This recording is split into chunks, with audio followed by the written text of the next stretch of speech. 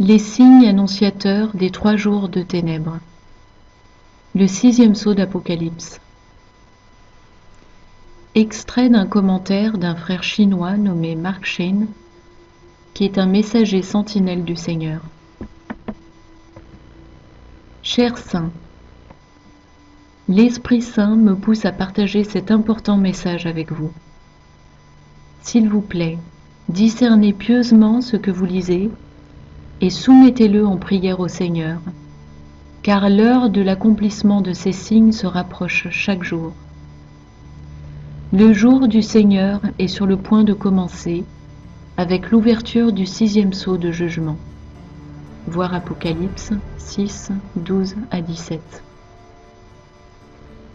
Rappelez-vous les signes annonciateurs des 3 jours d'obscurité. Premièrement, des tirs de missiles entre l'Iran et Israël. Deuxièmement, l'apparition de signes cosmiques, à savoir des lumières colorées dansant dans le ciel, des aurores boréales planétaires. Troisièmement, un ciel rougeâtre dans le monde entier et l'apparition d'un objet proche de la Terre et se rapprochant dangereusement, la comète Nibiru, aussi appelée Planète X.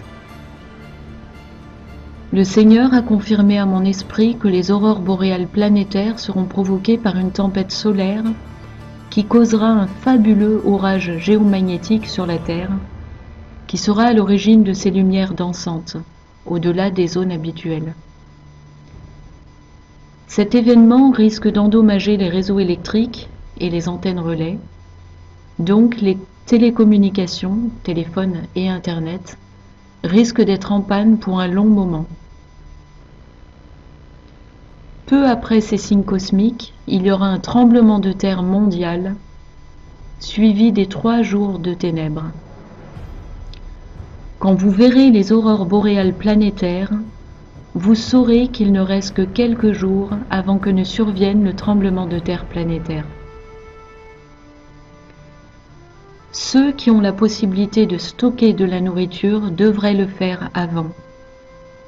Ayez des bouteilles d'eau pour au moins 3 jours, et des conserves et des biscuits par exemple, des aliments faciles qui ne réclament aucune préparation, car l'électricité et le gaz risquent fort d'être hors service dans les jours qui suivront le tremblement de terre planétaire. Faites de votre mieux pour convaincre votre famille de rester enfermée à l'intérieur de leur maison avant le tremblement de terre planétaire, car une fois que les profondes ténèbres seront descendues, personne ne pourra voir ou faire quoi que ce soit étant bloqué chez soi. Voir Exode 10, 21 à 23. L'obscurité va être si surnaturellement épaisse qu'elle se ressentira comme un poids sur vous. Autrement dit, cette obscurité sera oppressante pour ceux qui ne sont pas en Christ. Dites-leur que le Seigneur Jésus-Christ vient, avec Dieu le Père également, pour visiter chaque âme qui vit sur terre. C'est la raison essentielle à l'arrivée de cette obscurité. Lever temporairement l'aveuglement de tant de gens, de sorte qu'ils soient confrontés à la réalité de l'existence de Dieu et la vérité de sa bonne nouvelle en Jésus-Christ. Toute personne qui ne connaît pas le Christ personnellement et de façon intime, c'est-à-dire les non-croyants et les croyants charnels, devront faire un choix. Croire en lui comme étant leur Dieu et Sauveur et recevoir le précieux don de Dieu de vie éternelle, ou bien continuer à rejeter Jésus-Christ et subir les grandes tribulations. Les chrétiens tièdes, charnels, ou qui ont fait marche arrière, retournant dans le monde ou s'éloignant du Seigneur, devraient se repentir durant ces 3 jours de grandes ténèbres. Cependant, ils ne seront pas comptés parmi l'épouse de Christ, tout comme les vierges folles ont été rejetées par le fiancé, parce qu'il ne les connaissait pas. Voir Matthieu 25, 1 à 13. Ces chrétiens font partie de ceux qui s'aiment eux-mêmes et les choses de ce monde davantage qu'ils n'aiment Dieu. Et ils ont ignoré ses ordres de se consacrer à lui en étant saints, tout comme il est saint. Voir 1 Pierre 1, 15 et 16. Fermez toutes les portes et fenêtres qui conduisent hors de la maison et donnez l'instruction à votre famille de les garder fermées et verrouillées pendant la totalité des 3 jours de grandes ténèbres. Il y aura le chaos, la mort et la destruction dehors, car une invasion d'aliens démons va se produire et ils vont capturer et tuer les gens dehors. Cela fait partie du scénario de faux enlèvements. Ceux qui ont des rideaux doivent les tirer.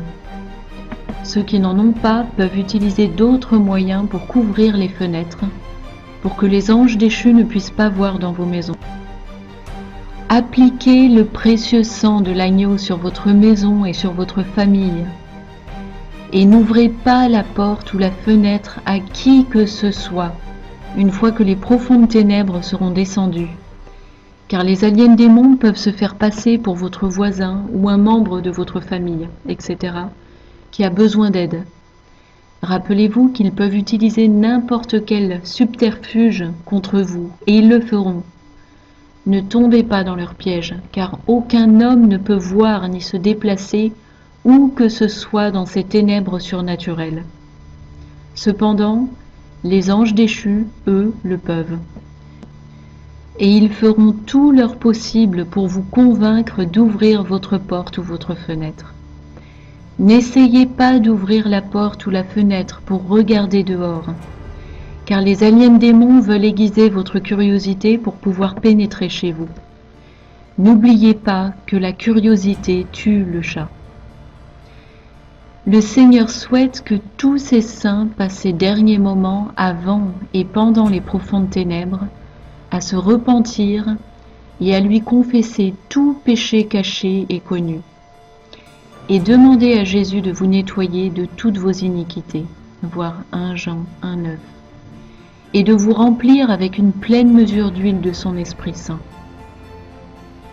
Si vous entretenez de la haine ou refusez de pardonner à quelqu'un, demandez au Seigneur de vous aider à pardonner à la ou les personnes concernées et de remplir votre cœur avec son amour et sa grâce pour eux.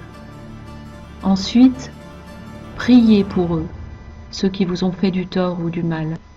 Voir Matthieu 5, 43 à 48. Après avoir fait cela, vous devez attendre patiemment la visite de Dieu dans votre maison, et il évaluera si vous êtes jugé digne d'être compté parmi son épouse, les vierges sages, et d'être transformé par la pleine immersion de votre corps dans l'Esprit Saint. Si vous êtes jugé digne, vous serez transfiguré dans la lumière glorieuse de Christ et enlevé de façon surnaturelle dans un lieu de rassemblement et d'entraînement des membres de l'épouse de Christ.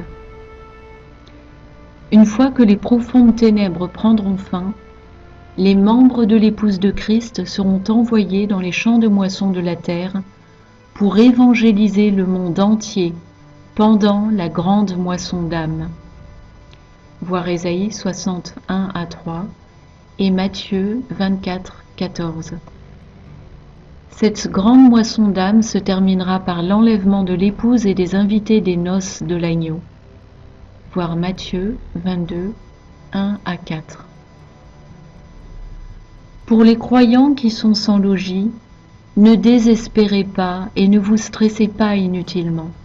Le Seigneur enverra ses saints anges pour vous conduire à des lieux de refuge prévus pour vous, exprès pour ces 3 jours de ténèbres.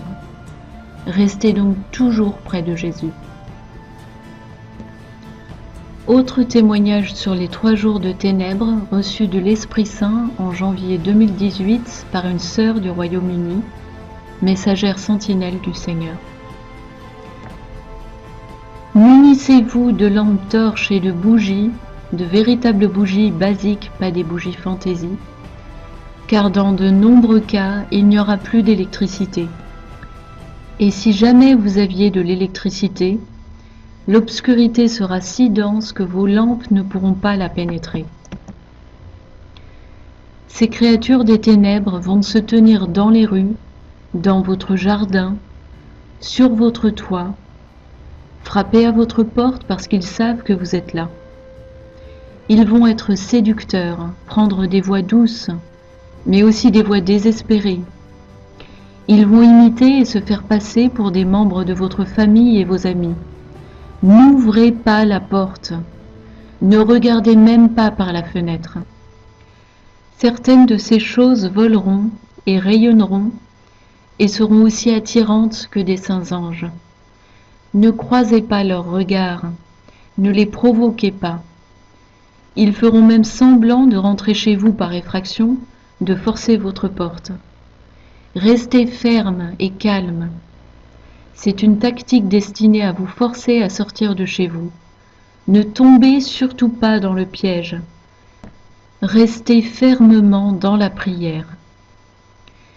Certains auront besoin de se boucher les oreilles avec des boules quies ou autres, si cela leur est insupportable de les entendre crier, hurler et lancer des insultes. Ceux restés dehors seront condamnés. Certains monteront dans ce que vous appelleriez des engins spatiaux qui ne viennent absolument pas de l'espace comme on prétend. Les aliens ne sont rien de plus que des véhicules biologiques pour démons. Ce sont des créatures sans pitié. Le sort de ceux qui tomberont entre leurs mains sera tragique. Ils seront tués et dévorés. Les personnes en Christ, à l'inverse des autres et en dépit de tout, seront en paix au milieu du chaos, inondées de l'Esprit du Seigneur.